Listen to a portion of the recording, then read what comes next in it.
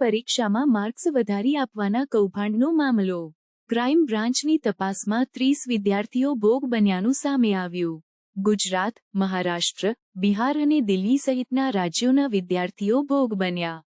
વિદ્યાર્થીઓ પાસેથી 15, 20, 30 લાખ જેવી જુદી જુદી રકમ મેળવી હોવાનું પણ સામે આવ્યું.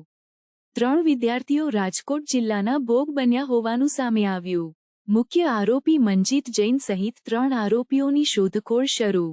આ જે નીટની એક્ઝામની અંદર વધારે માર્ક્સ અપાવવા માટે થઈને જે વિદ્યાર્થીઓ પાસેથી પૈસા લઈને છેતરપિંડી જે આચરવામાં આવતી હતી તે કેસમાં ટોટલ અત્યાર સુધીમાં 2 આરોપીઓની ધરપકડ થઈ છે અને અન્ય આરોપીઓની તપાસ તજવીજ શરૂ છે.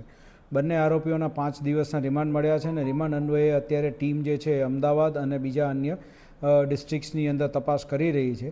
અત્યાર સુધીની તપાસમાં 30 જેવા વિદ્યાર્થીઓ જે છે તેનું આવ્યું છે કે જેની સાથે આ રીતે છેતરપિંડી થઈ હોય અને પણ એ 30 વિદ્યાર્થીઓ જે છે એ અન્ય રાજ્યોના વિદ્યાર્થીઓ પણ છે કે જેમાં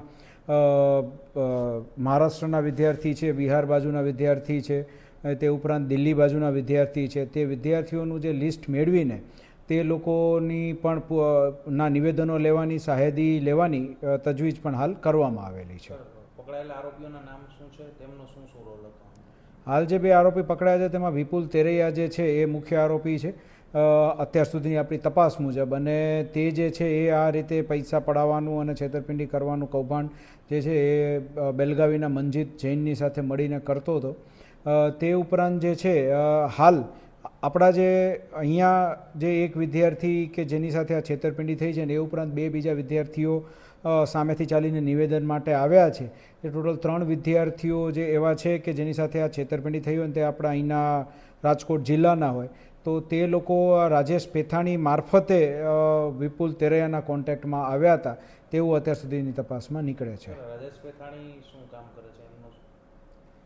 તે જે છે એ રોયલ એકેડેમી નામની એક એજ્યુકેશન સંસ્થા ચલાવે છે અને તેની ઓફિસ આપણે અહીંયા રાજકોટ શહેરમાં પણ આવેલી છે. પકડવાના બાકી આરોપીઓના નામ શું છે? 3 આરોપી પકડવાના બાકી છે, જેમાં ધવલ સંઘવી છે, મનજીત જૈન છે.